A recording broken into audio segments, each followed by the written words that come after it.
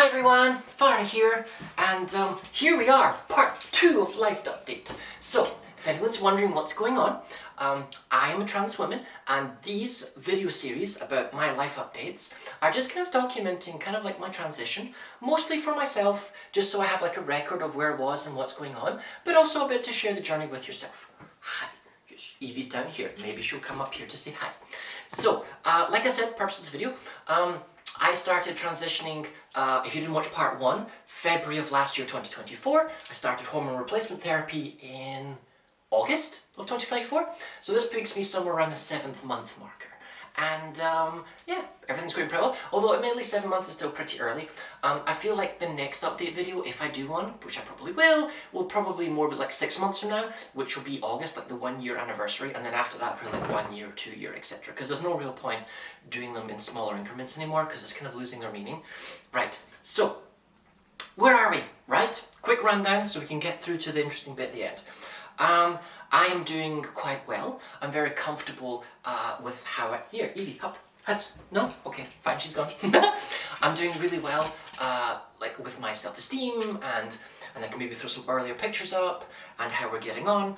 I've almost finished laser hair removal. In case you didn't realize, trans women can sometimes get laser hair removed to get rid of the beard. I've got 1 more session to go.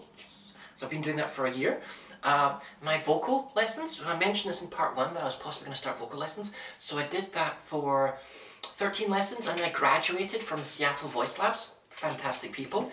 I still got a long way to go. I got a lot of practice that I need to do. There's a lot of techniques and elements that's actually quite challenging. But in terms of the techniques and things that you've learned, that could be a completely entirely separate video because there's so many things going on. But that was fine. That was really, really fun. I really enjoyed that. Definitely life-changing experience. What else? We talked about maybe experimenting with more makeup in part 1. So we're definitely getting on with the winglets and the eyeshadow, which I guess I'll throw a picture up because we're messing with eyeshadow. But I've got hooded eyes, which means that it's a little bit trickier. So I'm just kind of going with like eyeliner and winglets and like undershadow, which is fine, and a little bit around. So I'm really, really happy with kind of my appearance as it stands. Don't really feel like I need to go too much more than what it is. I'm blessed to have uniform skin tone, which is really nice because I don't have to like do color correction on concealer and that type of stuff. What else? Okay, medical stuff. We'll be very quick about this. If you're unaware, for a trans person in the UK, and this is a reminder to myself in the future, if you sign up for the NHS, the public system, and you signed up today, your doctor refers you to what's known as a gender identity clinic. And that's quite important because a gender identity clinic is almost like a barrier. It's the way you go publicly, if you don't have money for private, to start your medical assistance. And also you need the documentation from such a thing to change your passport, and to change your driver license, and to change your gender on a certificate. The only problem is, in my catchment area, my GSE is known as Sandyford. And Sandyford's wait time is 77 years if you sign up today. So we ain't doing that, unfortunately. So I'm on private. So I go to a private clinic in Edinburgh, and it costs me currently, and this is the interesting thing, how much this more is going to cost in the future, approximately £2,200 per year, although it's split into quarters. So that's fun. And that's not including any potential surgeries in the future, which I'm not really going to go into in this video. What else? Well, you might have noticed, I've kind of done my hair. I've gone blonde with some kind of, what it originally was blue, pink highlights, but they've kind of blended into a purple. Love it. We've continuing to do different attire, different clothing, different dress styles. I'm moving away from suburban mom into like alt girl and all that type of stuff. So I have a complete range of wardrobe stuff. It's a lot of fun. We're going on brand with nails today. We're trying different jewellery items. I really like chokers now. I feel like they really complement the kind of the style of things.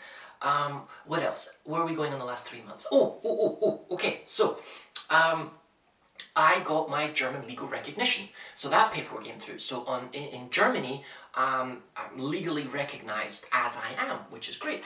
And then using that German legal recognition, I applied for British recognition, you know, as a woman, obviously, because that's what I am. What else would I be?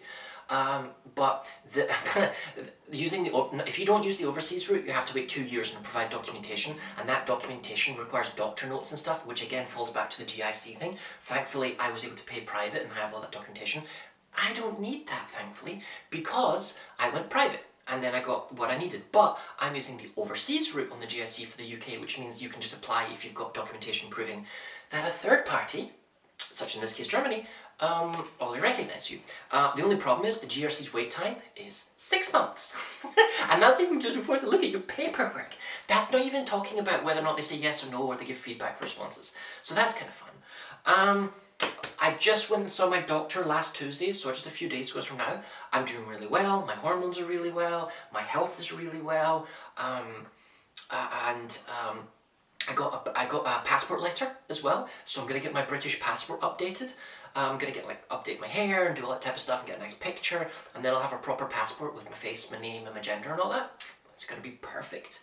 And so that's kind of cool. That's where I'm paperwork. Right. Let's see, what else do we want to talk about?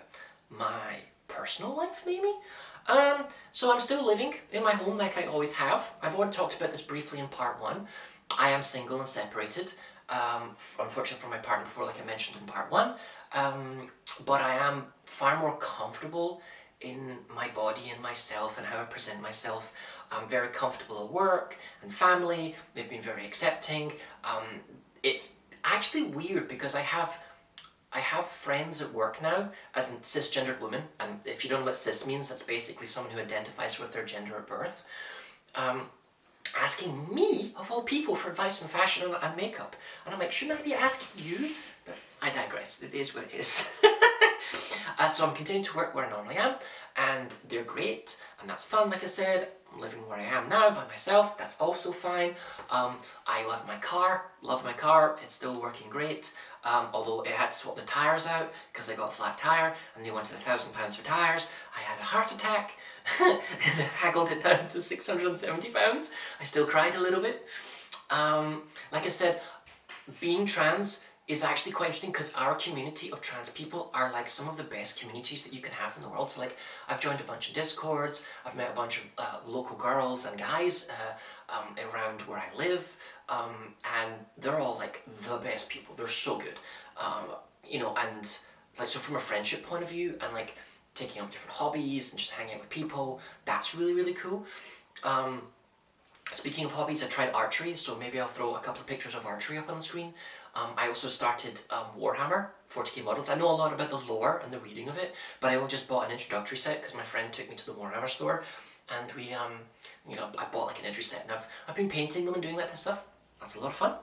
And then the doggo. Let me see if I can lure her. Iwonsa. Kochanie. Huds. Give me 2 seconds, everyone. Here, I'll just see. Huds. Say hi. Oh, Toto. Hi to the internet. No. You say hi to the internet. She's not used to the ring light in the camera. Hi. You okay? You can go in a second. You just refinish. You want to say hi to the internet, Tucker? Yes. So Evie's with me. 3.5 days of the week, like I said in part 1. That deal continues, and then she's with my ex for the other 3.5 days. Isn't that right? Yes, it is. You can be here if you want to, or you can go abscond over there. What do you want to do? Huh? Yes. Okay. So, here. You want to go there? Too tight. Nope, she's abandoning me. Oh well. So, that's Avonsha. Hi. She's wiggling her tail, but she doesn't know what's going on. So yeah. Hello again. We use your distractions. Hi. Use your little petals. So yeah, so like I said, I'm 7 months into HRT, my dosage are slightly going up, my hormone levels are great, my mental health is like, oh goddamn, it's like the best shit in the world. Estrogen is like the magic sauce for girls. I've never been happier, put it that way. And I continue never to be happy, because I said this in part 1. It's like the living your best life. So that's great. So we're just gonna round up and finish off, because like, who wants to keep watching me blethering on? What's my next goals? What's coming up next? Well, I don't really stream anymore. I was like wondering, because I was uncertain after part 1, like being confident, like making yourself public on the internet, if that makes sense. But I feel pretty comfortable with how I sound maybe more now, and how I look, and how I present myself, and how things are going on. So I feel like if I find like the right game or something, and I just want to be social, like, and I'm like, you know, Sunday, Monday, Tuesday, Wednesday, when I've got evening to myself. Oh, that'd be fun. Not really expecting anyone to watch me, but it's quite nice to be communal and like kind of game in that type of sense, so that's fun.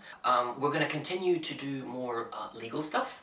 I only have a few more bits to go, like the gender recognition certificate and then getting my German passport, because I can do that because of the regular recognition, getting a couple of updated birth certificates, and that's basically it, and updating like tax reforms and stuff, really boring stuff. But it's nice to get out of the way, because like everything else is done.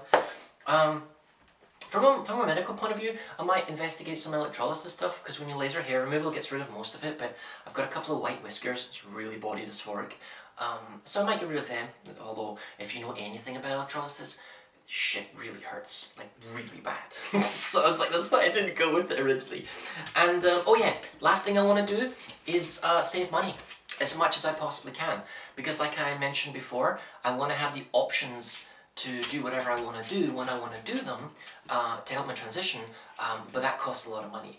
I think all told, all the options that I'm considering cost somewhere around £40,000 to £45,000, and I won't get any assistance at all from the NHS or any kind of medical assistance whatsoever, because there's a roadblock. I think I'm somewhere, like when I signed up last year in February, the official wait time was somewhere around 4.5 years, but realistically, I'm probably somewhere around year 50 at current rates. And when I say that, basically those are Freedom of Information Act, and it showed that there were about 3,000 people in the queue, but they only clear about 40 to 45 people a year. So go fish, figure the numbers out yourself, right? So yeah, I want to save money, and I want to, plan what I'm going to do. I think I want to get a couple of tattoos. I've got a couple of ideas. I'll probably get a couple more piercings. I'm not entirely sure when. I got my nice little nose one and a little kind of ear one up here, the helix. I think I might would like a little septum, but a little stealthy one, so I can flip that back up into my nose when I want to. That'd be kind of cool. Probably nothing too crazy, but it's kind of fun. And then I'm looking forward to summer, because right now it's just the beginning of March, but I'm looking forward to summertime and the kind of more like breezy, kind of relaxed and kind of like open sleeveless outfits or some dresses or that type of stuff. I think that would be really fun. And kind of different shoes and items and that type of thing. Just between you and me, I got a date on Sunday. You won't know how it went until August. But I'm really looking forward to it, because it's like she's super cool, but we'll keep on the down low. I'm living the life, and